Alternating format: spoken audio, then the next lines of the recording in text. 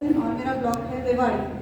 जैसे कि हम सबको पता है कि हम यहाँ PLC थर्ड के लिए इकट्ठा हुए हैं, जो कि आखिरी पड़ाव है इस प्रोजेक्ट का या इस ट्रेनिंग प्रोग्राम का। हमने 3 मॉड्यूल्स करे। पहला मॉड्यूल था इवैल्यूएशन एंड मॉनिटरिंग। यूजुअली हम बार इस एक टर्मिनोलॉजी से रूबरू होते हैं, इवैल्यूएशन और मॉनिटरिंग से, बट स्टिल कहीं ना कहीं कुछ कंफ्यूजन रहता है जब हमसे पूछा जाता है कि क्या आप माइन्यूट सा डिफरेंस करेंगे कि what is evaluation, what is monitoring.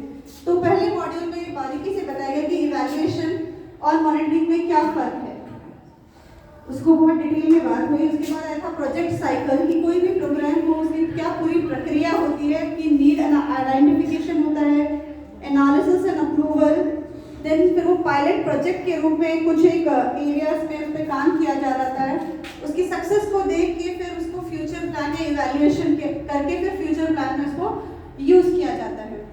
इसी तरह से हमने देखा कि बैकवर्ड प्लानिंग, यूजुअली हमने सुना था फॉरवर्ड, बैकवर्ड प्लानिंग एक नई टर्मिनोलॉजी थी। अगर मैं अपने उससे कहूँ तो हम इनपुट, आउटपुट, आउटकम और गोल, लेकिन जब बैकवर्ड प्लानिंग की बात आई तो उसने कहा कि नहीं, पहले गोल, आउटकम, आउटपुट और इनपुट, और इसके साथ साथ मेजर ऑफ सक्सेस। यूजुअली हम मेजर ऑफ सक्सेस को कभी ध्यान में ही नहीं रखते इसे टर्म को, लेकिन जब बैकवर्ड प्लानिंग की बात आई तो मेजर ऑफ सक्सेस कि हमने किस पार्ट पे कितना काम किया और हम उस काम को कहाँ तक सक्सेसफुल हो पाए, क्या हमने क्राइटेरिया रखा और उस क्राइटेरिया को हमने अचीव करा या नहीं करा। तो ये बहुत ज़रूरी है किसी भी प्रोग्राम को करने के लिए।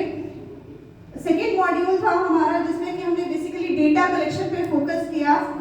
टास्क ट्रैकर था हमारा जिसमें monitoring system and it's framework